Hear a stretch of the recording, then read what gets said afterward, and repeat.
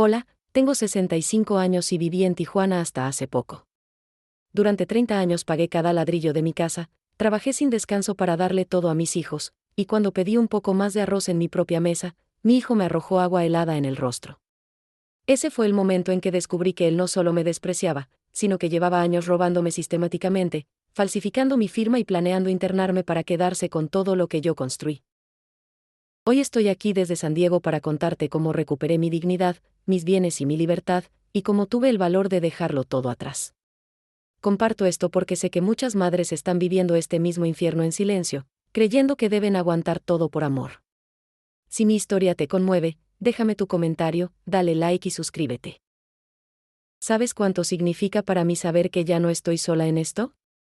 Me llamo Rosa María Hernández, tengo 65 años, y les hablo desde San Diego, California, aunque mi historia comienza en Tijuana, México. Lo que voy a contarles no es fácil de decir, y durante muchos meses guardé este secreto como si fuera una herida infectada que dolía más cada día. Pero hoy necesito compartir mi verdad, porque tal vez alguien que me escuche esté viviendo algo parecido y necesite saber que no estás sola, que hay salida, que nunca es tarde para recuperar tu dignidad. ¿Alguna vez han sentido que el amor que dieron durante años se convirtió en una prisión? ¿Han creído que sacrificarse por los hijos significa anularse completamente? Yo creí eso durante 40 años, hasta que una noche de septiembre todo cambió con algo tan simple como un vaso de agua fría en mi cara. Aquella tarde había preparado mole poblano, el platillo favorito de mi hijo Carlos desde niño. El aroma del chocolate y los chiles llenaba toda la casa, esa casa de 3 habitaciones que yo misma había pagado trabajando 30 años en una maquiladora y después con mi pequeño taller de costura. Puse la mesa con las servilletas bordadas que mi madre me había regalado antes de morir, coloqué las tortillas calientes en el canasto tejido, serví el arroz rojo que tanto le gustaba. Todo perfecto, como siempre trataba de hacerlo para él, para su esposa Patricia, para los nietos que visitaban los fines de semana. Durante la cena, Carlos hablaba de su trabajo en la empresa de telecomunicaciones, Patricia revisaba su teléfono constantemente, y yo escuchaba en silencio como había aprendido a hacer durante décadas. Cuando terminé mi porción de mole, me atreví a algo muy simple, algo que cualquier persona tiene derecho a hacer en su propia mesa: pedí un poco más de arroz. No fue grosera, no fue exigente. Simplemente dije: hijo, ¿me pasas un poco más de arroz, por favor? Lo que sucedió después cambió mi vida para siempre. Carlos dejó los cubiertos con un golpe seco sobre el plato, me miró con unos ojos que nunca había visto antes, llenos de rabia y desprecio, y gritó, siempre exagerando: mamá. Siempre pidiendo más. ¿No te das cuenta de lo que haces? Antes de que pudiera responder, antes de que pudiera entender que había hecho mal, tomó su vaso de agua fría y me lo lanzó directo a la cara.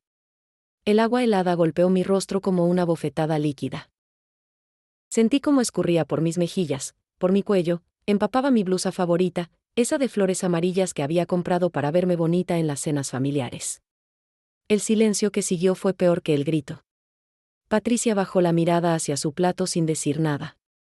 Los cubiertos tintinearon cuando cayeron de mis manos temblorosas.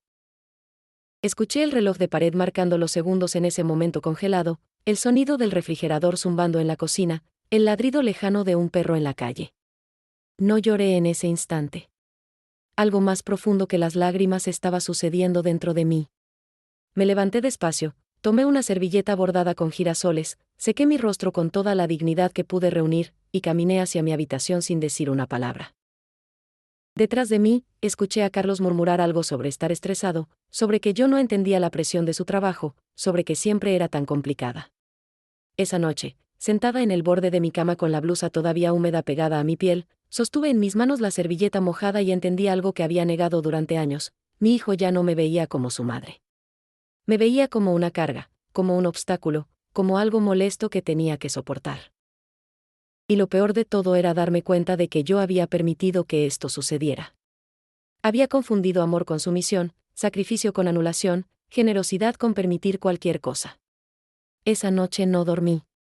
Miré el techo de mi habitación contando las grietas que conocía de memoria, escuchando los sonidos nocturnos de Tijuana, los carros pasando por la avenida, el vendedor tardío de tamales con su silbato característico, el murmullo de las voces de Carlos y Patricia discutiendo algo en su cuarto.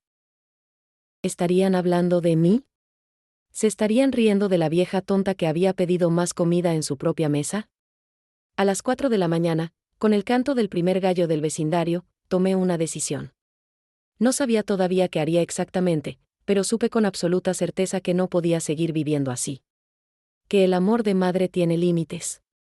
Que dar todo no significa permitir que te humillen. Que a los 65 años todavía tenía derecho a la dignidad, al respeto, a vivir sin miedo en mi propia casa. Me levanté, preparé café de olla como hacía cada mañana, y mientras el aroma de canela llenaba la cocina y el amanecer pintaba el cielo de naranja sobre los cerros de Tijuana, decidí que aquella agua fría en mi rostro no me hundiría. Al contrario, me despertaría. Aquella humillación no me rompería. Me reconstruiría. Y lo que vendría después sería el despertar más doloroso pero necesario de toda mi vida. Para entender cómo llegué a ese momento, tengo que llevarlos conmigo 30 años atrás, a una Rosa María muy diferente. ¿Recuerdan quiénes eran hace 3 décadas? Yo era una mujer de 35 años recién enviudada, con 2 hijos pequeños, Carlos de 8 y Lupita de 5, trabajando dobles turnos en una maquiladora de electrónicos en la zona industrial de Tijuana. Mi esposo había muerto en un accidente de construcción, dejándome solo deudas y 2 niños que dependían completamente de mí. En aquel entonces, Tijuana era diferente. Las calles de mi colonia todavía eran de tierra, el mercado municipal tenía la mitad de puestos que tiene ahora, y cada peso que ganaba significaba la diferencia entre cenar frijoles con tortillas o pasar la noche con el estómago vacío. Pero yo era fuerte, o eso creía. Tenía esa terquedad que mi propia madre siempre decía que era bendición y maldición al mismo tiempo. Rosa María, eres terca como mula pero noble como paloma, me decía mientras me enseñaba a coser en su vieja máquina Singer. Carlos creció siendo mi orgullo y mi obsesión. Era el primogénito, el hombre de la casa después de que su padre muriera, el niño de ojos brillantes que prometía estudiar y sacar a su mamá de la pobreza. Cada peso extra que ganaba lo invertía en él, zapatos nuevos cuando los suyos se rompían, cuadernos y lápices para la escuela, la cuota del equipo de fútbol porque decía que era importante para hacer amigos. Lupita, mi dulce Lupita, era más sencilla, menos demandante. Ella entendía desde pequeña que no había mucho, y nunca pedía nada. A veces me pregunto si fui injusta con ella por darle tanto a él. Los años pasaron entre el ruido de las máquinas en la maquiladora y las noches cosiendo uniformes escolares para ganar un extra. Mi cuerpo se cansaba, mis manos desarrollaban callos, mi espalda dolía cada mañana, pero cuando Carlos traía buenas calificaciones o cuando ganaba un partido de fútbol, todo valía la pena. ¿Verdad que las madres hacemos eso? ¿Verdad que creemos que nuestro dolor tiene sentido si nuestros hijos son felices? Cuando Carlos cumplió 18, logró entrar a una escuela técnica de telecomunicaciones. Yo pagué cada peso de su colegiatura vendiendo todo lo que tenía valor, las pocas joyas que me quedaban de mi madre, la televisión vieja, hasta la bicicleta que usaba para ir al trabajo. Empecé a caminar 2 horas diarias para ahorrar el pasaje del camión. Mis pies sangraban dentro de los zapatos gastados, pero cada paso me acercaba a su graduación, a su futuro brillante, a la promesa de que algún día él me cuidaría como yo lo había cuidado. A los 23 años, Carlos consiguió un buen trabajo en una empresa de telecomunicaciones. Ese día lloré de felicidad en la ceremonia de graduación, viendo a mi hijo con su diploma, guapo con su traje prestado, prometiendo que ahora él se encargaría de mí. Ya descansa, mamá, me dijo abrazándome fuerte. Ahora yo cuido de ti. Esas palabras las guardé en mi corazón como un tesoro sagrado. Un año después conoció a Patricia en su trabajo. Era una chica bonita, educada, de una familia de clase media que miraba con cierta desconfianza a esta suegra costurera de un barrio humilde. Pero yo tragué mi orgullo, sonreí en cada reunión familiar, preparé los mejores platillos para impresionarlos, gasté mis ahorros en hacer una fiesta de boda digna porque mi hijo se merece lo mejor. Patricia nunca me trató mal exactamente, pero había una frialdad en sus ojos, una distancia calculada que yo interpretaba como timidez. Cuando se casaron, Carlos me pidió que pusiera la casa a su nombre. Es por temas de impuestos, mamá. Así será más fácil cuando yo te cuide en tu vejez. Todo queda en familia. Yo confié. ¿Por qué no confiaría en mi propio hijo? Firmé los papeles sin leer completamente, sin consultar con nadie, porque las madres mexicanas confiamos ciegamente en nuestros hijos, ¿verdad? Esa firma tranquila en una tarde de mayo sería el primer paso hacia mi propia trampa. Con los años, abrí mi pequeño taller de costura desde casa. Las clientas del barrio me buscaban para arreglar vestidos, hacer uniformes, coser cortinas. No era mucho dinero, pero era mío, era mi independencia, mi orgullo de saber que todavía podía valerme por mí misma. Mi pequeño negocio crecía lentamente, costura por costura, cliente por cliente, hasta tener un ingreso decente que completaba mi pensión de la maquiladora. Carlos y Patricia tuvieron 2 hijos, mis adorados nietos Carlitos y Daniela. Con ellos volví a ser la abuela generosa que compraba juguetes aunque significara comer menos, que preparaba sus comidas favoritas, que les cosía disfraces para las fiestas escolares. Cada peso que ganaba con mi costura lo invertía en ellos o en ayudar a Carlos cuando decía que el dinero estaba ajustado, que los gastos eran muchos, que necesitaba apoyo temporal. Pero algo había cambiado en Carlos con los años. El niño dulce que me abrazaba se había convertido en un hombre distante que visitaba mi casa, que ahora era su casa, con una actitud de propietario más que de hijo. Sus visitas eran breves, funcionales, como quien cumple una obligación. Patricia casi no me dirigía la palabra. Cuando yo sugería algo sobre la casa que yo misma había construido con mi sudor, Carlos me recordaba con paciencia forzada que, técnicamente, mamá, la casa está a mi nombre ahora. Los pequeños desprecios comenzaron como gotas de agua sobre una piedra. Un comentario sobre mi forma de cocinar. Una queja sobre cómo mantenía el jardín. Una mirada de fastidio cuando yo preguntaba sobre mi dinero en la cuenta bancaria conjunta que teníamos. Cada gota era pequeña, insignificante por sí misma. Pero gota tras gota, año tras año, esas pequeñas humillaciones fueron horadando mi dignidad hasta dejarla frágil como papel mojado. Y así llegué a esa noche de septiembre, a los 65 años, sentada en mi propia mesa pero sintiéndome como una invitada molesta en mi propia casa, atreviéndome apenas a pedir un poco más de arroz, recibiendo agua fría en mi rostro como respuesta. Ahora entendía que todo lo que había construido con amor y sacrificio se había convertido en mi propia prisión. Y que la llave para salir de ella tendría que encontrarla dentro de mí misma, aunque significara romper el corazón que tanto había dado. Los días después de aquella noche se arrastraban como caracoles lentos bajo el sol de Tijuana. Seguí mi rutina con la precisión de un reloj, despertar a las 6 de la mañana con el canto del gallo del vecino don Armando, preparar café de olla con canela y piloncillo, planchar la ropa de Carlos como siempre había hecho. Pero algo fundamental había cambiado dentro de mí.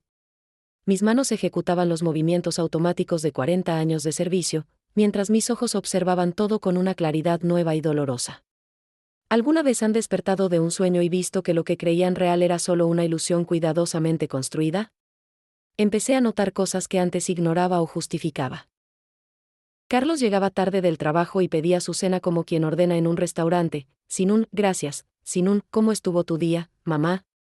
Patricia usaba mi lavadora, mi plancha, mi gas, pero cuando yo sugería compartir los gastos de la casa, me miraba como si estuviera loca. Carlos se encarga de todo, Rosa María, decía con ese tono condescendiente que me hacía sentir pequeña. Pero, ¿se encargaba de todo? La duda comenzó a germinar en mi mente como semilla en tierra húmeda.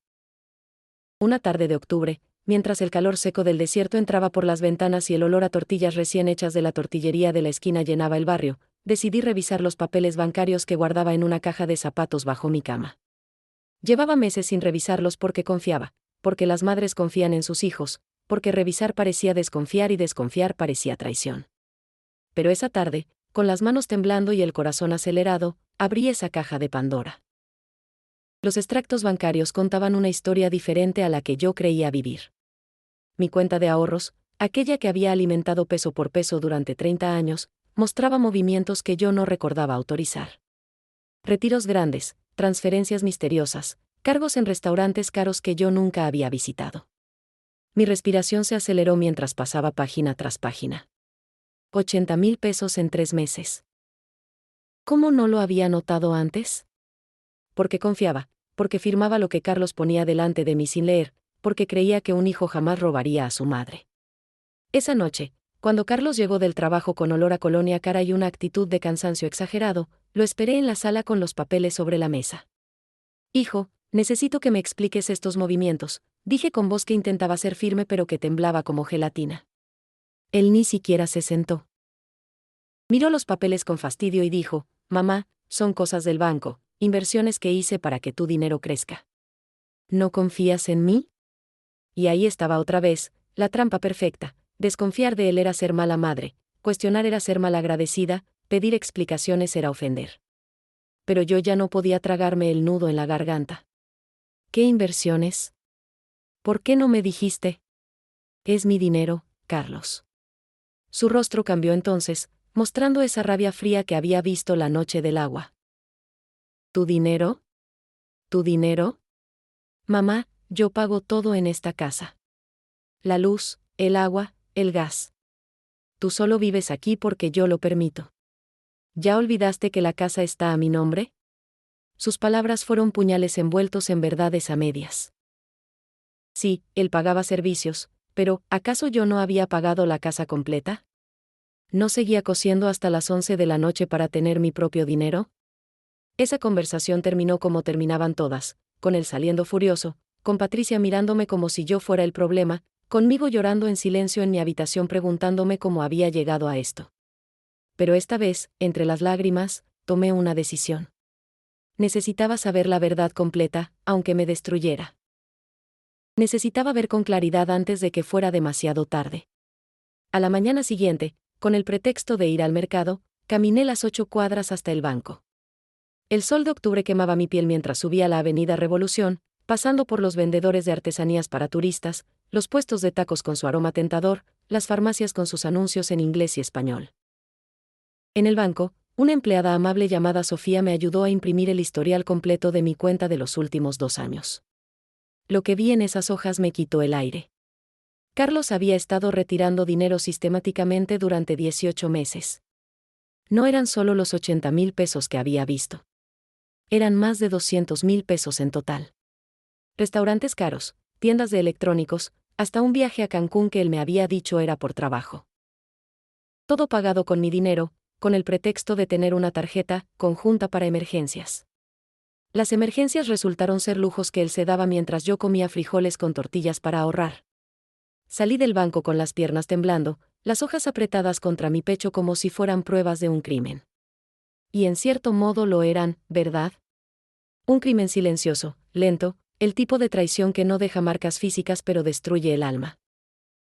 Me senté en una banca del Parque Teniente Guerrero, viendo a las familias disfrutar del día, los niños corriendo entre las palomas, las parejas de ancianos tomados de la mano, y me pregunté cómo era posible que mi propia sangre me traicionara así. La señora que vendía elotes cerca de mi banca se acercó. ¿Está bien, señora? Se ve pálida. Doña Lupita, todos la conocían en el barrio. Le compré un elote con crema y queso aunque no tenía hambre, solo para no ser grosera, y mientras el sabor familiar me llenaba la boca, ella se sentó a mi lado sin pedir permiso.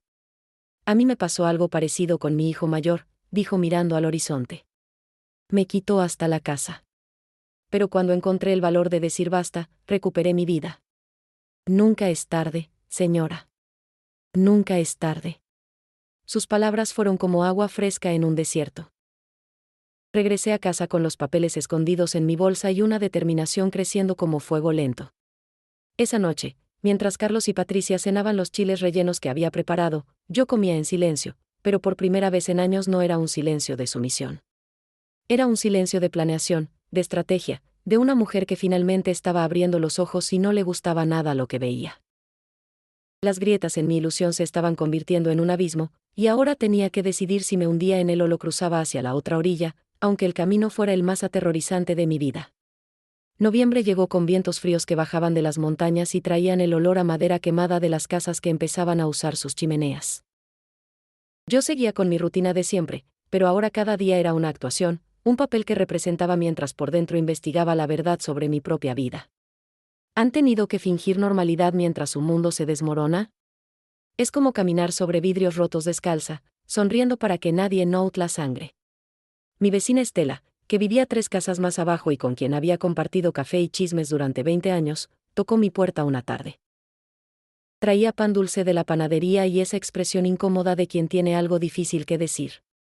Rosa María, necesito contarte algo que debí decirte hace meses, pero no sabía cómo, dijo mientras nos sentábamos en mi pequeño patio donde cultivaba mis geranios y suculentas. El olor a tierra mojada después de regar las plantas se mezclaba con su perfume barato de mercado. Lo que me contó fue como recibir otro vaso de agua fría, pero esta vez en el corazón. Durante meses, Carlos había estado hablando mal de mí con sus amigos en reuniones en el jardín.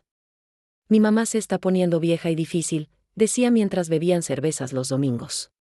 Ya no puedo más con su dependencia, tengo que hacer todo por ella.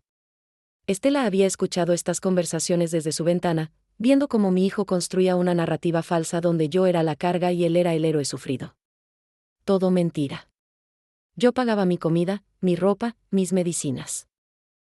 Yo no dependía de él vivía en mi casa, usaba mis cosas, gastaba mi dinero. ¿Por qué no me lo dijiste antes?, pregunté con voz quebrada. Estela bajó la mirada. Porque no quería meterme en problemas familiares. Porque pensé que tal vez era solo el estrés hablando. Porque es tu hijo, Rosa María, y una no quiere creer que los hijos sean capaces de eso. Tenía razón. Nadie quiere creer que la persona a quien diste vida, a quien criaste con amor y sacrificio, pueda destruirte con mentiras tan crueles. Esa misma semana, mi hija Lupita vino a visitarme desde San Diego. Hacía 3 meses que no la veía porque trabajaba mucho en una tienda de ropa y tenía 2 hijos pequeños. Nos sentamos en mi cocina a tomar té de manzanilla con miel, el ritual que teníamos desde que era niña, y noté que evitaba mi mirada. Mamá, necesito decirte algo, comenzó con voz temblorosa. Mi corazón se aceleró. Carlos me llamó hace 2 meses pidiéndome que no te contara nada sobre los problemas que está teniendo con dinero.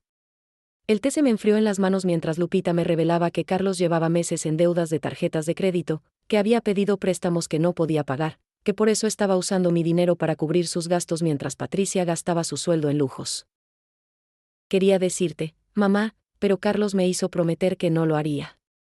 Dijo que te preocuparías demasiado, que era mejor manejarlo él solo.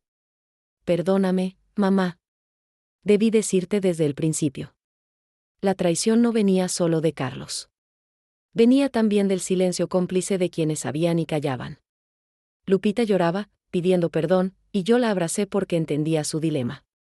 Pero por dentro, otra parte de mi confianza se rompía como vidrio. ¿En quién podía confiar si hasta mi propia hija había guardado secretos que me afectaban directamente? Al día siguiente, con el pretexto de ir a misa, visité a don Ramiro, un contador jubilado que vivía en el barrio y que había sido amigo de mi difunto esposo. Le llevé tamales de rajas con queso que había hecho en la madrugada y le conté mi situación. Don Ramiro revisó mis papeles con una seriedad que me asustó. Después de 2 horas, quitándose los lentes con gesto cansado, me dijo algo que me heló la sangre. Rosa María, esto no son solo gastos irresponsables. Hay documentos aquí que sugieren que tu hijo ha estado planeando esto. Mira estas fechas, estos montos. Es demasiado sistemático para ser casual. Me mostró patrones que yo no había notado, retiros que coincidían exactamente con fechas en que yo viajaba a visitar a Lupita, transferencias hechas siempre en horarios donde yo estaría en misa o en el mercado, documentos firmados con mi nombre pero que yo no recordaba haber visto nunca. Creo que deberías consultar con un abogado, Rosa María. Esto podría ser fraude, y mientras más esperes, peor será. Salí de la casa de don Ramiro sintiendo que caminaba en un sueño, o más bien en una pesadilla de la cual no podía despertar. El sol de mediodía quemaba las calles de Tijuana, los vendedores ambulantes gritaban sus ofertas, los niños salían de las escuelas con sus mochilas y uniformes, la vida seguía normal para todos mientras mi mundo se desmoronaba ladrillo por ladrillo. Esa noche no pude cenar. Patricia había cocinado algo sencillo y Carlos comía mientras veía su teléfono. Yo los observaba desde mi silencio, estudiándolos como si fueran extraños. Patricia, con su ropa cara que yo sabía ahora era pagada indirectamente con mi dinero. Carlos, con su actitud de hombre importante que en realidad era un castillo de naipes construido sobre mi sacrificio. ¿Quiénes eran estas personas viviendo en mi casa? ¿Cuándo mi hijo se había convertido en este desconocido? Por la noche, sola en mi habitación con solo la luz de mi lámpara de noche y el ruido distante del tráfico en la avenida, saqué todas mis cajas de documentos. Recibos de la construcción de la casa, 20 años atrás. Comprobantes de los pagos de la escuela de Carlos. Fotos viejas donde él me abrazaba con amor genuino, o eso había creído yo. Cada papel era un recordatorio de los años que había invertido en construir una vida que ahora me estaban quitando pedazo por pedazo. En una caja al fondo del closet encontré algo que me hizo detenerme. El testamento que había hecho 5 años atrás, donde dejaba todo a Carlos. Para que cuide de su hermana y honre mi memoria, decía con mi letra. Qué ingenua había sido. Qué ciega ante las señales que probablemente siempre estuvieron ahí. Rompí ese papel en pedazos pequeños, cada rasgón sonando como una liberación. Si algo había aprendido en estas semanas era que el amor de madre no significa ser tonta. Y yo había sido demasiado tonta durante demasiado tiempo. Pero eso estaba a punto de cambiar, aunque me costara todo. Diciembre llegó trayendo el frío seco del desierto que hace que las mañanas duelan en los huesos. Desde mi ventana veía las luces navideñas que los vecinos empezaban a colgar, escuchaba los villancicos que sonaban en las tiendas, sentía el aroma del ponche navideño que doña Carmen preparaba todas las tardes en su puesto de la esquina. Era época de celebrar, de reunirse con la familia, de agradecer. Pero yo solo sentía un vacío creciendo dentro de mí. ¿Cómo se celebra la Navidad cuando tu propia familia te está robando? ¿Cómo se agradece cuando todo por lo que trabajaste se está escurriendo entre tus dedos? El catalizador vino una tarde cuando sonó mi teléfono. Era Margarita, mi hermana menor que vivía en San Diego desde hacía 20 años. Nos habíamos distanciado por tonterías, por esos orgullos familiares absurdos que parecen importantes pero no lo son. Ella había querido que yo me fuera a vivir con ella después de enviudar, yo me había negado porque tenía mi vida en Tijuana, mis hijos, mi casa. Esa negativa había creado una herida silenciosa entre nosotras. Rosa María, dijo con voz suave que delataba años de distancia y arrepentimiento, supe por Lupita lo que está pasando. Hermana, ¿por qué no me contaste? Las lágrimas que había estado conteniendo durante semanas finalmente brotaron como río desbordado. Le conté todo, el vaso de agua en mi cara, el dinero robado, las mentiras, la traición sistemática de Carlos. Margarita escuchó en silencio, solo interrumpiendo con suspiros de dolor compartido. Ven a San Diego conmigo, dijo finalmente. Enviudé el año pasado, tengo un apartamento grande, demasiado espacio vacío. Podemos empezar de nuevo juntas, hermana. Nunca es tarde para recuperar tu dignidad. Sus palabras cayeron sobre mí como lluvia bendita sobre tierra seca. ¿Irme? ¿Dejar todo? La idea me aterrorizaba y me liberaba al mismo tiempo. ¿Alguna vez han sentido que tienen que escoger entre lo conocido que los está matando y lo desconocido que podría salvarlos? Esa llamada fue como despertar de un letargo de décadas. Pasé días enteros sin apenas dormir, dándole vueltas a la decisión. Por las mañanas preparaba café mirando por la ventana el Cerro Pelón donde de niña había jugado con mis hermanas. Por las tardes cosía en mi máquina Singer pensando en todos los años que había pasado en esa casa. Por las noches revisaba mis documentos, calculaba, planeaba, lloraba, rezaba. La Virgen de Guadalupe en mi pequeño altar parecía mirarme con compasión, como diciéndome, hija, date permiso de salvarte. Don Ramiro me recomendó un abogado, el licenciado Salazar, un hombre de 60 años con cara de haber visto todo tipo de tragedias humanas. Su oficina estaba en el centro, en un edificio viejo que olía a papel y años. Me senté frente a su escritorio de madera oscura, con mis cajas de documentos apiladas como evidencia de una vida entera, y le conté mi historia. Él escuchó sin interrumpir, tomando notas en una libreta amarilla. Señora Hernández, dijo cuando terminé, lo que me describe tiene elementos de fraude, abuso patrimonial y falsificación de documentos. Tiene un caso fuerte, pero será doloroso. Enfrentar a un hijo legalmente es, bueno, no hay forma suave de decirlo, será como arrancar un miembro de su propio cuerpo. ¿Está segura de querer hacer esto? Sus ojos mostraban la pregunta real, ¿está dispuesta a sacrificar la relación con su hijo para recuperar su dignidad? Pensé en el agua fría en mi rostro. En los 200,000 pesos robados. En las mentiras contadas a los vecinos. En la casa que yo pagué pero que estaba a su nombre. En los años que me quedaban de vida, que podían ser 10 o 20, ¿quería pasarlos como esclava en mi propia casa o como mujer libre aunque fuera en tierra desconocida? La respuesta vino clara como campana de iglesia, sí, licenciado. Estoy segura. Ya no puedo vivir así. El licenciado Salazar comenzó a explicarme el proceso. Primero, necesitábamos demostrar que la casa era legítimamente mía con los recibos de construcción y pagos que yo había guardado religiosamente. Segundo, los movimientos bancarios irregulares podrían ser investigados. Tercero, si había documentos falsificados con mi firma, eso era un delito grave. Todo tomaría tiempo, dinero que no tenía en abundancia, y sobre todo, fortaleza emocional que tendría que encontrar en algún lugar profundo de mi ser. Necesitará entre 60 y 80,000 pesos para todo el proceso, dijo revisando sus cálculos. Mi corazón se hundió. No tenía esa cantidad disponible, no después de que Carlos había vaciado mis cuentas. Pero Margarita, mi hermana que había esperado 20 años para reconciliarse conmigo, llamó esa misma tarde. Yo te presto el dinero, Rosa María. Considera que es mi inversión en tu libertad. Ya perdimos demasiado tiempo distanciadas por tonterías. En los siguientes días tomé decisiones que hace un mes hubieran parecido imposibles. Vendí mi máquina de coser Singer, esa que había sido de mi madre y con la que yo había creado mi pequeño negocio. Vendí también algunas joyas que había guardado para emergencias. Cada venta era dolorosa, como despedirme de pedazos de mi identidad. Pero cada peso que reunía era un ladrillo más en el puente que me llevaría hacia mi nueva vida. Carlos notó que algo estaba cambiando. Mi silencio ya no era de sumisión sino de estrategia. Mis ojos ya no bajaban cuando él hablaba. Una noche me preguntó directamente, «Mamá, ¿estás planeando algo? Te noto rara». Lo miré fijamente, ese hijo que había cargado en mi vientre, amamantado, educado, amado con todo mi ser, y le dije con calma helada, «Solo estoy decidiendo qué hacer con el resto de mi vida, hijo. Nada que deba preocuparte». Patricia lo notó también. Sus miradas de sospecha se volvieron más frecuentes. Revisaba si yo usaba el teléfono, preguntaba a dónde iba cuando salía. Pero yo había aprendido algo en esas semanas de despertar, el silencio estratégico es más poderoso que 1000 explicaciones. No les debía ninguna aclaración. No tenía que justificar mis movimientos en mi propia casa, aunque legalmente ya no lo fuera. Una tarde de mediados de diciembre, con el olor a tamales llenando el barrio porque se acercaba la Navidad, me senté en mi patio a tomar café. El cielo estaba de ese azul intenso que solo se ve en Tijuana en invierno.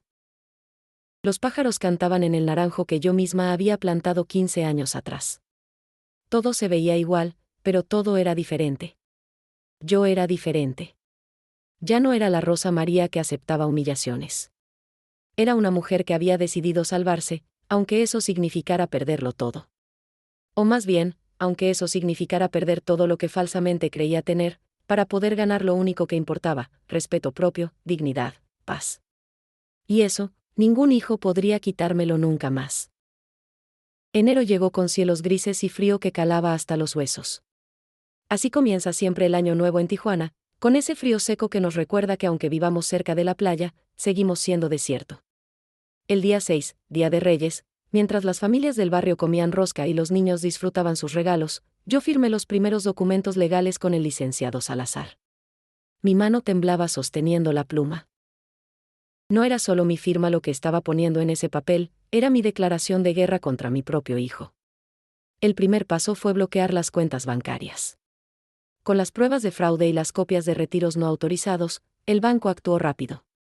El licenciado Salazar presentó las solicitudes un martes por la mañana. Para el jueves, Carlos llegó a casa con la cara roja de furia. «¿Qué hiciste, mamá? Me bloqueaste las tarjetas. ¿Te volviste loca? Tengo gastos, responsabilidades».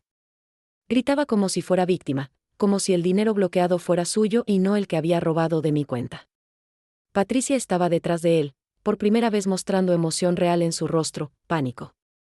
«Rosa María, esto es absurdo. Carlos solo estaba administrando tu dinero. ¿No entiendes que te lo íbamos a devolver?» Mentiras suaves envueltas en palabras razonables. Pero yo ya había escuchado demasiadas mentiras. El dinero era mío, no necesitaba ser administrado.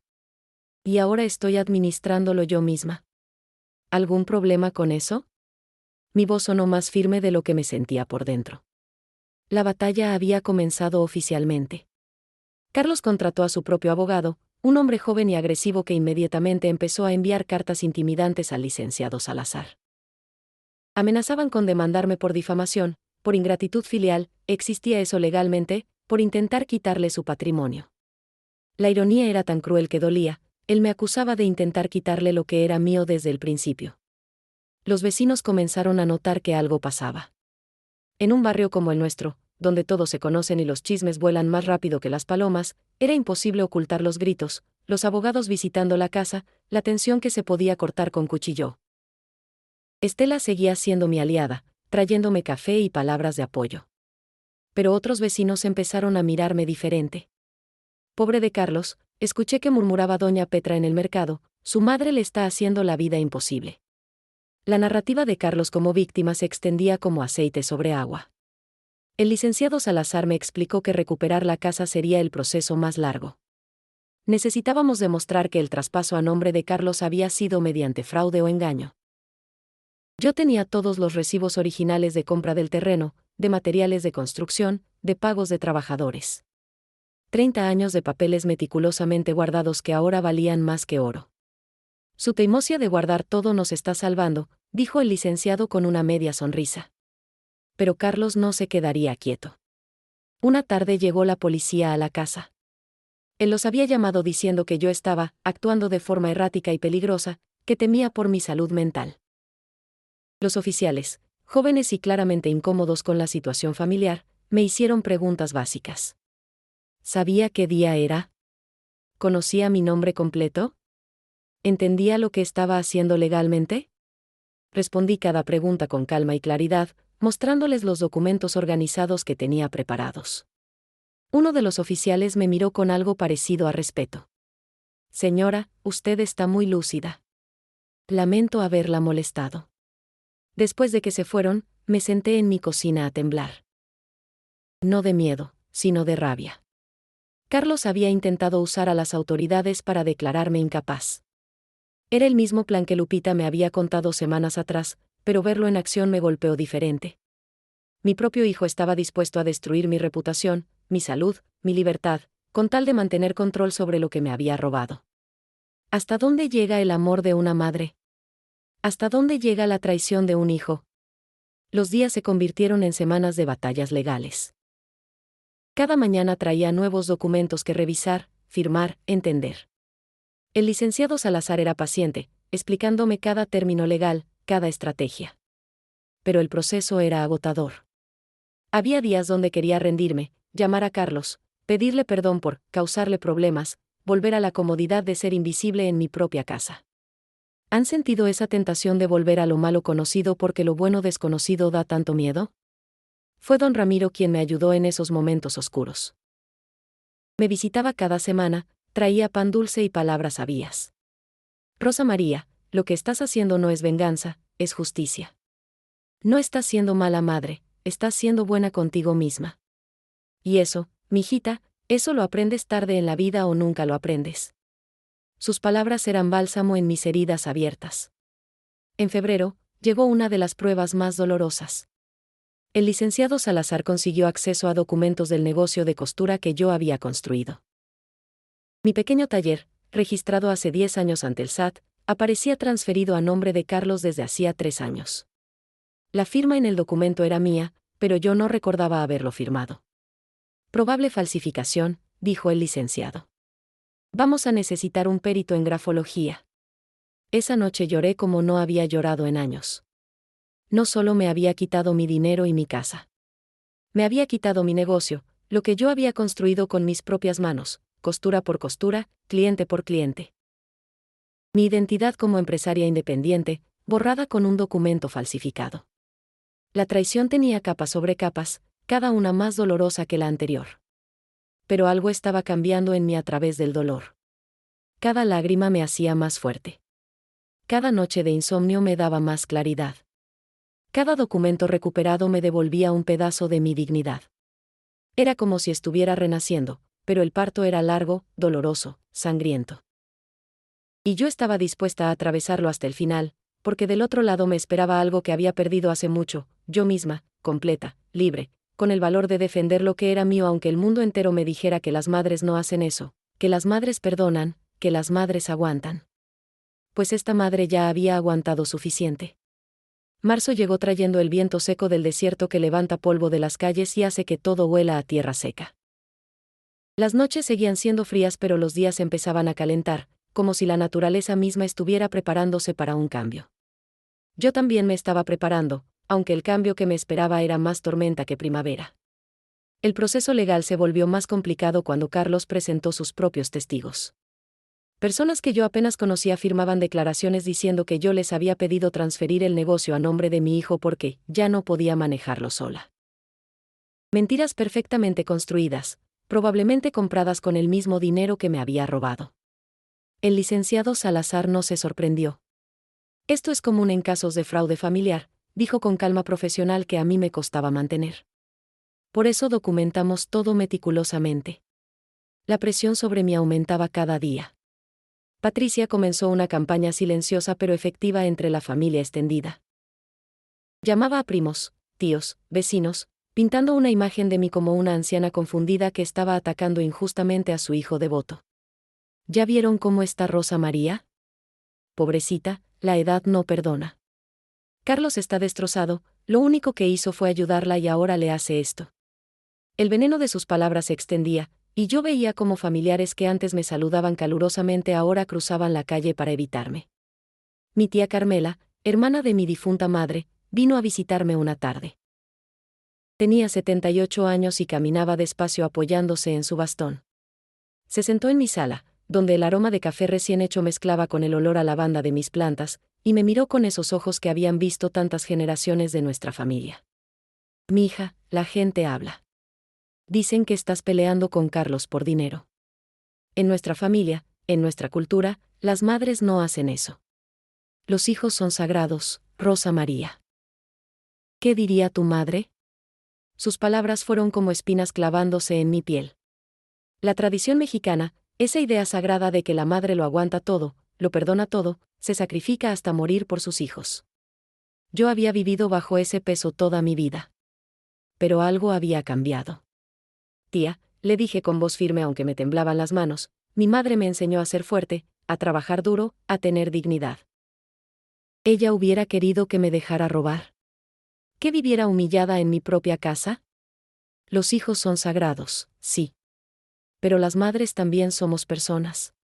También merecemos respeto. Tía Carmela se fue sin terminar su café, sacudiendo la cabeza con desaprobación. Su rechazo dolió más de lo que quería admitir. Pero estaba aprendiendo que elegir tu dignidad significa a veces perder la aprobación de quienes prefieres complacer. Y yo ya no podía vivir buscando aprobación. Los obstáculos legales parecían multiplicarse. Carlos había contratado a un detective privado que intentaba encontrar algo, cualquier cosa, que pudiera usar en mi contra. Me seguían cuando iba al mercado, fotografiaban mis encuentros con el licenciado Salazar, trataban de encontrar evidencia de que yo estaba siendo manipulada por mi hermana Margarita. La paranoia de sentirme vigilada me quitaba el sueño. Cada sonido en la noche me hacía saltar. Cada llamada desconocida me aceleraba el corazón. En abril, durante Semana Santa, cuando todo Tijuana se llenaba del olor a incienso de las procesiones y las campanas de las iglesias repicaban cada hora, vendí las últimas joyas que me quedaban. El collar de perlas que mi esposo me había regalado en nuestro 10º aniversario. Los aretes de oro que mi madre usó el día de su boda. Cada pieza vendida era como arrancar un pedazo de mi historia, pero también era comprar mi futuro. Los 60,000 pesos que necesitaba para los honorarios del abogado se estaban acumulando lentamente, sacrificio tras sacrificio. Don Ramiro me acompañó a vender las joyas en el centro. No vayas sola, me había dicho, estos lugares pueden ser peligrosos. Caminamos por la avenida Revolución entre turistas americanos que compraban artesanías y locales que vendían tacos. En la joyería, un hombre mayor revisó cada pieza con su lupa. Son hermosas, señora. Tienen historia. Sí, tenían historia. Y ahora esa historia la estaba convirtiendo en dinero para defender mi dignidad. A mediados de abril recibimos la primera victoria legal significativa. El juez ordenó una auditoría completa de todas las cuentas bancarias conjuntas de los últimos 3 años. Carlos tendría que explicar cada retiro, cada transferencia. El licenciado Salazar me llamó con la noticia y yo lloré, esta vez de alivio. No estaba loca. No estaba siendo injusta. El sistema legal reconocía que había motivos para investigar. Pero esa victoria pequeña desató la furia de Carlos. Una noche llegó borracho a casa, algo que nunca antes había hecho. Golpeó mi puerta a medianoche gritando que yo estaba destruyendo su vida, que era una mala madre, que me arrepentiría de lo que estaba haciendo. Los vecinos salieron a ver qué pasaba. Estela llamó a la policía. Cuando llegaron, Carlos ya se había ido, pero el daño estaba hecho. El barrio entero había sido testigo de su furia descontrolada. A veces la verdad necesita ser vista públicamente para ser creída. Al día siguiente, Margarita me llamó desde San Diego. Hermana, ven ya.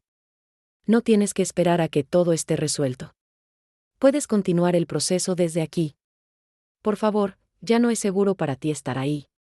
Tenía razón. La situación se estaba volviendo volátil, peligrosa incluso. Pero algo en mí se resistía a irme antes de tiempo. Quería ver el final de esta batalla que yo misma había iniciado. En mayo, las lluvias ocasionales de primavera lavaban las calles de Tijuana dejando ese olor a tierra mojada que siempre me había gustado. Las bugambilias de mi patio florecían en fucsias brillantes, como si la vida insistiera en su belleza a pesar de todo. Una tarde, mientras regaba mis plantas y el agua caía sobre las raíces sedientas, entendí algo: yo era como esas plantas. Me habían arrancado del lugar donde creí estar plantada, me habían dejado sin agua, pero mis raíces eran más profundas de lo que cualquiera pensaba. Y como las bugambilias que florecen más bonitas después de la sequía, yo también florecería otra vez. Solo necesitaba resistir un poco más, aguantar la tormenta un poco más. Mi libertad estaba cerca. Podía sentirla en el aire, mezclada con el olor a tierra mojada y flores resilientes. Junio llegó con el calor intenso que convierte a Tijuana en un horno.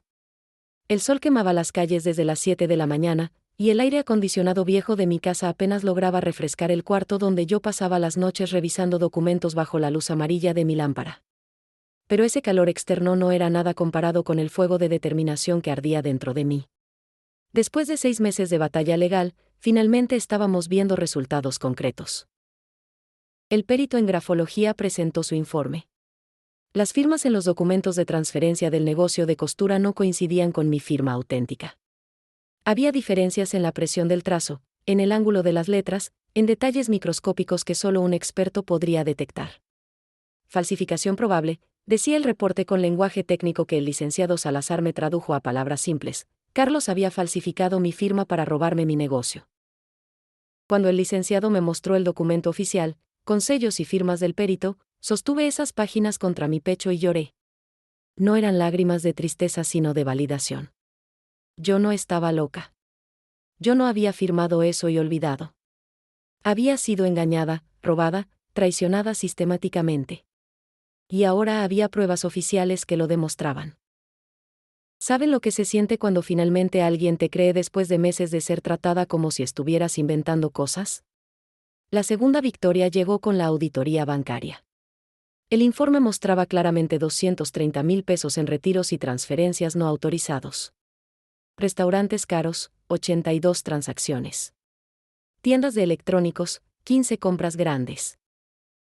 Hasta un viaje a Cancún por 30,000 pesos que Carlos había dicho era de trabajo, pero el reporte mostraba hoteles de lujo y tours turísticos. Todo pagado con dinero de mi cuenta mientras él me decía que estaba invirtiendo para mi futuro. El juez ordenó a Carlos devolver el dinero completo más intereses. También ordenó que el negocio de costura fuera devuelto a mi nombre. Fueron 2 sentencias separadas, en días diferentes, pero cada una fue como recuperar un pedazo de mi alma. El licenciado Salazar me llamaba con cada noticia y yo escuchaba con el corazón acelerado, casi sin poder creer que esto estuviera sucediendo realmente, que la justicia existía incluso en casos tan dolorosos como el mío. Pero las victorias tenían su precio. Carlos se negó a aceptar las sentencias. Su abogado apeló ambas decisiones, lo cual significaba más meses de espera, más dinero en honorarios legales, más desgaste emocional. Patricia me encontró en el mercado una mañana y me confrontó frente a todos los vendedores. ¿Estás feliz destruyendo a tu propio hijo? ¿Qué clase de madre eres? Gritaba con lágrimas falsas que no engañaban a nadie que la conociera realmente. Doña Lupita, la vendedora de elotes que me había dado palabras de aliento meses atrás, se puso entre nosotras. Déjala en paz, Patricia. Todos sabemos la verdad. En julio, las cosas se volvieron aún más tensas. Carlos intentó vender el carro que yo le había regalado años atrás, probablemente para pagar sus deudas legales. Pero el licenciado Salazar había puesto un bloqueo preventivo sobre todos los bienes que podían estar relacionados con el fraude. El carro no se pudo vender. Esa noche recibí 20 mensajes de texto de Carlos, cada uno más agresivo que el anterior. Me estás quitando todo. Eres una mala persona. Vas a morir sola y arrepentida. Cada mensaje era un puñal, pero yo ya había aprendido a usar el dolor como combustible en lugar de dejar que me paralizara. La batalla por la casa fue más complicada. Carlos argumentaba que el traspaso había sido legal, que yo se lo había dado voluntariamente, por amor de madre. Sus abogados presentaron testigos, un notario que decía recordar que yo había ido voluntariamente a firmar, aunque yo no recordaba eso, vecinos que decían haberme escuchado decir que quería darle todo a Carlos, mentiras compradas o malentendidos deliberados. Pero yo tenía algo más fuerte, 30 años de recibos mostrando que cada peso de esa casa vino de mi trabajo. Don Ramiro y su esposa doña Lucía testificaron a mi favor. Ellos habían sido vecinos desde que compré el terreno. Recordaban verme ir y venir con materiales de construcción, contratando albañiles, pintando paredes yo misma. Esa casa la construyó Rosa María con sus propias manos y su propio sudor, dijo don Ramiro ante el juez. Todos en el barrio lo sabemos. Fue solo cuando ella envejeció que Carlos empezó a decir que la casa era suya. Sus palabras, dichas con la autoridad de 30 años de amistad, pesaron mucho en el juicio. A finales de julio llegó la sentencia preliminar sobre la casa. El juez ordenó que fuera devuelta a mi nombre mientras se investigaban los detalles del traspaso original. No era la victoria final, pero era suficiente. La casa volvía a ser legalmente mía. Podría venderla, rentarla, o simplemente saber que era mía. Cuando el licenciado Salazar me dio la noticia por teléfono, mis piernas casi no me sostuvieron. Tuve que sentarme en el piso de mi cocina, con el teléfono todavía en la oreja, y simplemente respirar. Esa noche, Carlos y Patricia hicieron sus maletas y se fueron. No hubo despedida, no hubo explicaciones, solo el sonido de puertas cerrándose y un carro arrancando en la madrugada. La casa quedó en silencio, un silencio que por primera vez en meses no era amenazante sino pacífico. Caminé por las habitaciones vacías escuchando el eco de mis pasos. Cada cuarto tenía recuerdos, la sala donde Carlos aprendió a caminar, la cocina donde preparé miles de comidas, el patio donde cultivé mis plantas durante décadas. Me senté en mi patio bajo las estrellas de verano, escuchando los grillos cantar y el murmullo distante de la ciudad. Las bugambilias seguían floreciendo, testarudas y hermosas. Había perdido a mi hijo, o tal vez nunca lo tuve realmente de la forma que creí tenerlo. Había perdido dinero, tiempo, salud emocional.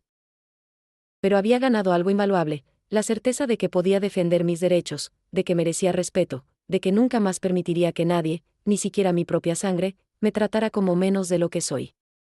Las victorias legales eran importantes, sí. Pero la victoria más grande era interna, era esa voz dentro de mí que finalmente había aprendido a decir, yo también importo. Agosto trajo el calor más intenso del año, esos días donde el aire parece vibrar sobre el pavimento y respirar se siente como inhalar fuego. Pero también trajo claridad, el tipo de claridad brutal que solo viene después de atravesar el infierno y salir del otro lado quemada pero viva. Los procesos legales estaban encaminados, las apelaciones de Carlos serían rechazadas según el licenciado Salazar, y yo tenía que tomar la decisión final, ¿me quedaba en esta casa llena de fantasmas o comenzaba de nuevo en San Diego con Margarita? La respuesta llegó una mañana mientras tomaba café en mi patio. Las plantas que había cuidado por años estaban secas por el calor extremo, algunas bugambilias habían perdido hojas, y me di cuenta de que yo también me estaba marchitando en este lugar. No por el clima sino por los recuerdos, por ver cada esquina y recordar una traición, por caminar por calles donde los vecinos me miraban con lástima o juicio. Necesitaba tierra nueva donde plantar raíces nuevas. A los 66 años, necesitaba renacer. Margarita vino a visitarme en persona. Cruzó la frontera en su carro viejo, llegó con bolsas de comida del supermercado americano, y nos sentamos a planear. Hermana, tengo un cuarto listo para ti. Está cerca del troley, podemos ir juntas al mercado, te va a gustar el barrio. Hablaba con ese entusiasmo de quien ha esperado 20 años para reconciliarse.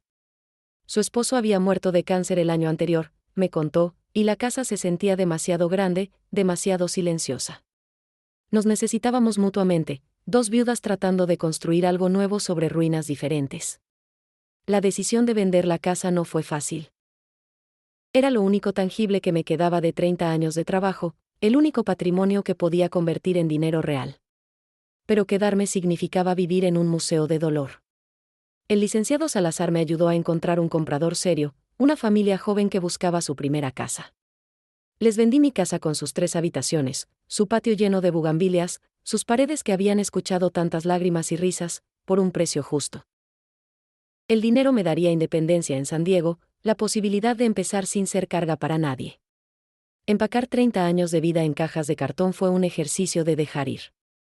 Cada objeto tenía una historia: la cafetera donde preparé café de olla por décadas, las servilletas bordadas que mi madre me dio, los cuadernos viejos con recetas manuscritas, las fotos de Carlos cuando era niño y todavía me miraba con amor genuino. ¿Qué llevas contigo cuando comienzas de nuevo? ¿Los recuerdos felices a pesar del final amargo? ¿Las lecciones dolorosas que te convirtieron en quien eres ahora? Estela vino a ayudarme a empacar. También doña Lupita, don Ramiro y su esposa, algunas clientas de mi taller de costura que se habían convertido en amigas. Entre todos llenamos cajas, envolvimos platos en papel periódico, amarramos ropa en bultos. Don Ramiro insistió en regalarme su vieja máquina de coser Singer. La mía se parece a la que vendiste. Tómala, Rosa María. Para que sigas creando en tu nueva vida. Sus ojos brillaban con lágrimas que no dejó caer. Los hombres de su generación lloran por dentro, guardando el dolor donde nadie lo vea. Los últimos días en Tijuana fueron un desfile de despedidas. Fui al mercado municipal por última vez, comprando especias y chiles que no sabía si encontraría en San Diego. Caminé por las calles de mi colonia, saludando a vecinos que habían sido parte de mi vida cotidiana por décadas. Pasé por la maquiladora donde trabajé tantos años, ahora remodelada y con nombre diferente, pero todavía ahí como testigo silencioso de mi pasado. Visité la tumba de mi esposo en el panteón, poniéndole flores frescas y contándole todo lo que había pasado. Perdona que no pude hacer de nuestro hijo un mejor hombre, le susurré a la lápida de mármol. Lo intenté, amor. De verdad lo intenté. Carlos no apareció en ningún momento. No hubo despedida, no hubo última conversación, no hubo oportunidad de reconciliación. Parte de mí esperaba que llegara, que tocara la puerta, que dijera algo, aunque fuera para pelear una última vez. Pero el silencio fue su respuesta final. Lupita sí vino desde San Diego con sus hijos. Lloró pidiendo perdón otra vez por no haberme contado la verdad antes. Mamá, debí haber sido más valiente. La abracé largo rato, respirando el aroma de su perfume que me recordaba a cuando era niña. Estás siendo valiente ahora, hija. Eso es lo que importa. La noche antes de partir, no pude dormir. Me senté en mi sala vacía, con solo mi bolsa de viaje y 2 maletas junto a la puerta, escuchando los sonidos nocturnos de Tijuana por última vez, los perros ladrando en la distancia, los carros pasando por la avenida, el pregón del vendedor de tamales con su silbato característico, el murmullo de vida humana que nunca se detiene en esta ciudad fronteriza. Memoricé cada sonido sabiendo que pronto serían solo recuerdos. Al amanecer, Margarita llegó con su carro. Entre las dos cargamos mis pocas pertenencias. Cerré la puerta de mi casa por última vez, entregué las llaves a la familia que la había comprado, y subí al carro. Mientras manejábamos hacia la línea fronteriza, miré por el espejo retrovisor. Los cerros de Tijuana se alejaban, las casas amontonadas en las laderas como recuerdos apilados, la ciudad que había sido mi mundo entero por 66 años despidiéndose en silencio. Cruzar la frontera fue simbólico de más formas de las que puedo explicar. La garita de San Isidro, con sus filas eternas de carros, sus oficiales de migración con caras serias, sus preguntas rutinarias. Ciudadanía mexicana. ¿A dónde va? A vivir con mi hermana en San Diego. Simple, directo, pero cada palabra cargaba el peso de una vida entera cambiando de dirección. Cuando el oficial nos hizo señal de pasar, sentí algo aflojarse en mi pecho. No era solo cruzar a Estados Unidos. Era cruzar hacia mi nueva vida, dejando atrás no solo un país sino una versión de mí misma que ya no existía. San Diego apareció ante mí con su cielo más claro, sus calles más limpias, sus letreros en inglés mezclados con español. Era diferente y era lo mismo, una extensión de la misma región pero con otro nombre, otra bandera, otras reglas. Margarita manejaba sonriendo, señalándome lugares. Ahí está el supermercado donde compramos, esa es la parada del troley, más adelante está la iglesia. Yo asentía, absorbiendo información nueva mientras mi corazón todavía estaba dividido entre dos fronteras. Llegamos a su casa en un barrio tranquilo de Chula Vista. Una casa pequeña con jardín frontal, bugambilias también floreciendo aquí, me seguían o yo las seguía a ellas, y esa paz suburbana americana que se siente tan diferente al caos vital mexicano. Bienvenida a casa, hermana, dijo Margarita ayudándome a bajar mis maletas. Y por primera vez en meses, tal vez en años, sentí que sí, que hogar no era un lugar físico sino donde alguien te recibe con amor incondicional. Había dejado una casa pero estaba encontrando un hogar. Y esa diferencia lo cambiaba todo. Septiembre llegó trayendo los primeros aires frescos de otoño a San Diego, esa brisa del Océano Pacífico que huele a sal y a posibilidades nuevas. Llevaba un mes viviendo con Margarita, adaptándome a rutinas diferentes, aprendiendo a moverse en una ciudad donde el inglés dominaba pero el español florecía en cada esquina de mi barrio. Los primeros días fueron difíciles, no lo voy a negar. Despertar en una habitación que no era mía, en una casa con sonidos diferentes, en un país donde mis documentos mexicanos de repente parecían insuficientes para todo. ¿Alguna vez han tenido que aprender a vivir de nuevo a una edad donde creían que ya lo sabían todo? Las mañanas comenzaban diferente aquí. No había vendedores ambulantes gritando sus ofertas, no había gallo del vecino marcando el amanecer, no había campanas de iglesia repicando cada hora. Pero había pájaros diferentes cantando en el jardín, había el silbido suave del troley pasando 2 cuadras más abajo, había el aroma del café que Margarita preparaba en su cafetera americana tan diferente a mi viejo método de café de olla con canela. Margarita me llevó a conocer el barrio en esos primeros días. El supermercado mexicano donde podía comprar las especias que conocía, la panadería que hacía pan dulce casi tan bueno como el de Tijuana, la iglesia católica donde se celebraba misa en español y las señoras después se quedaban platicando en el atrio. Aquí hay comunidad, me dijo Margarita. No estás sola aunque estés lejos de donde naciste. Y tenía razón. San Diego, especialmente esta parte cerca de la frontera, era como vivir en 2 mundos al mismo tiempo. En octubre llegó la noticia final del licenciado Salazar, todas las apelaciones de Carlos habían sido rechazadas. El dinero robado sería devuelto con intereses en pagos mensuales que le tomaría años completar. El negocio de costura ya estaba oficialmente a mi nombre otra vez, aunque lo había vendido antes de irme para tener capital inicial en mi nueva vida. La casa también era mía legalmente, y la venta se había completado sin problemas. Todo el proceso legal había costado 70,000 pesos en total, pero había recuperado más de 300,000 entre la devolución del dinero robado y la venta de la casa. Matemáticamente había ganado. Emocionalmente, bueno, las emociones no siguen las reglas de las matemáticas. Con parte del dinero abrí una pequeña cuenta de ahorros en un banco americano. Margarita me ayudó con los papeles, traduciendo términos bancarios que yo no entendía. Por primera vez en mi vida, nadie más tenía acceso a mi dinero. Solo yo. Era una sensación extraña, poderosa, un poco aterradora. La responsabilidad completa de mis propias finanzas a los 66 años, cuando había pasado décadas compartiendo cuentas, confiando en otros, permitiendo que manejaran lo que era mío. Encontré trabajo en un taller de alteraciones de ropa en un centro comercial cercano. No era mi propio negocio como en Tijuana, pero era independencia. La dueña, una señora salvadoreña llamada Carmen, me contrató al ver cómo cosía. Tienes buena mano, dijo con aprobación.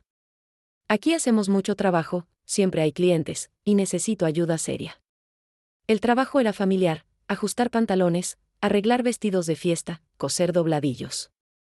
Mis manos conocían estos movimientos de memoria, y la máquina de coser cantaba bajo mis dedos como vieja amiga reencontrada. Las clientas en el taller comenzaron a conocerme. Muchas eran latinas como yo, mujeres que trabajaban duro, criaban hijos, trataban de sobrevivir con dignidad en tierra que no era la que las vio nacer. Compartíamos historias mientras yo arreglaba sus ropas. Ellas me contaban sus vidas, sus luchas, sus pequeñas victorias cotidianas. Y yo, poco a poco, comencé a compartir mi propia historia. Fue doña Carmen quien sugirió que hablara en público. Rosa María, tu historia necesita ser escuchada. Hay tantas mujeres mayores que viven lo mismo, que son abusadas por sus propios hijos, que no saben que pueden defenderse. Deberías hablar en la iglesia, o en el centro comunitario.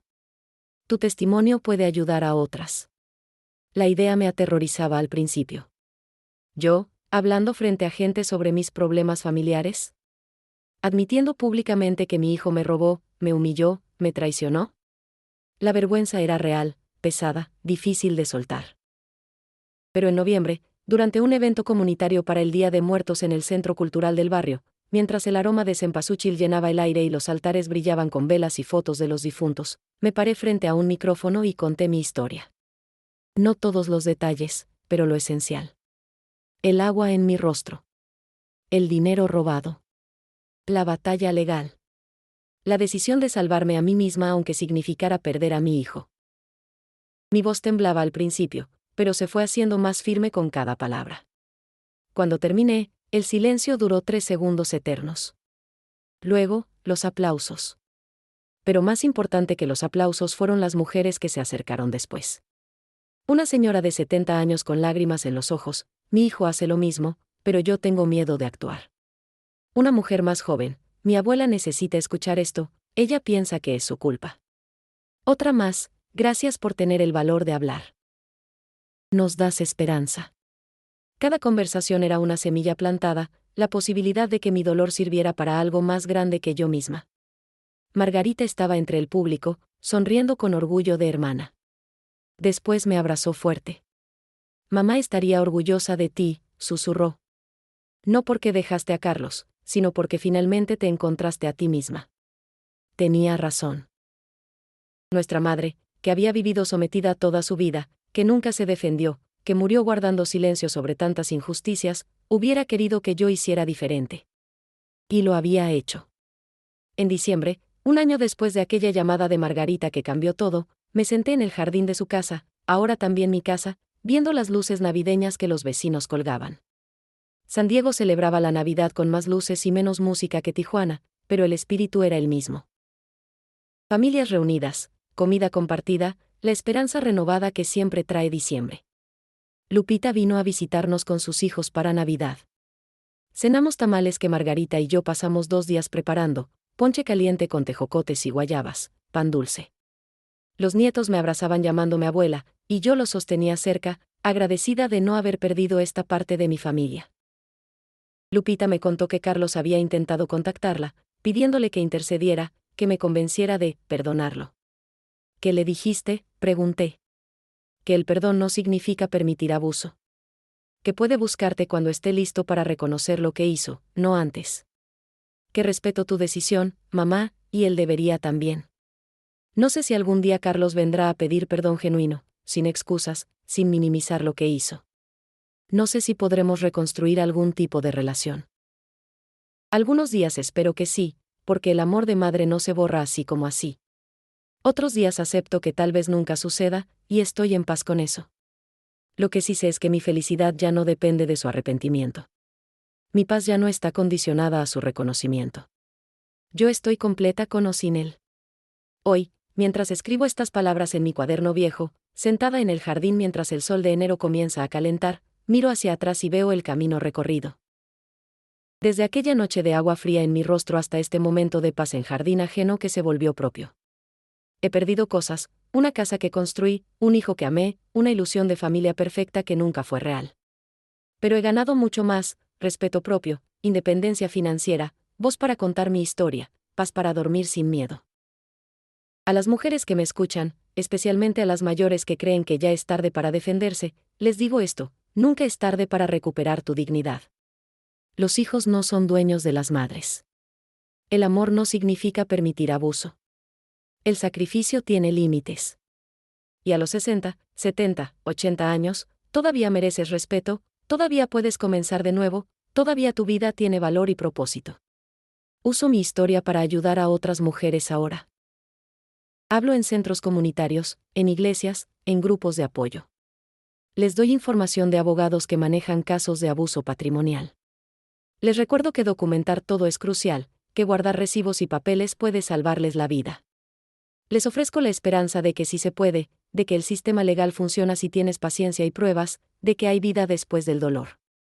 Las bugambilias que Margarita tiene en su jardín florecieron este enero con más fuerza que nunca. Las riego cada mañana, y mientras veo el agua caer sobre sus raíces, recuerdo aquella agua que cayó sobre mi rostro y lo cambió todo. Qué irónico que el elemento que me humilló sea el mismo que ahora uso para dar vida. Así es la existencia: tomamos lo que nos hiere y lo transformamos en algo que sana. Mi nombre es Rosa María Hernández. Tengo 66 años. Vivo en San Diego, California. y esta es mi historia de humillación, batalla, pérdida y renacimiento. Si sirve para que una sola mujer encuentre el valor de defenderse, entonces todo, absolutamente todo lo que pasé, habrá valido la pena. Porque al final, la libertad no es solo estar libre de cadenas. Es saber que tú misma tienes la llave, y atreverte a usarla aunque todos te digan que las buenas madres se quedan encadenadas. Yo elegí ser libre. Y cada día que despierto en paz, sé que elegí bien.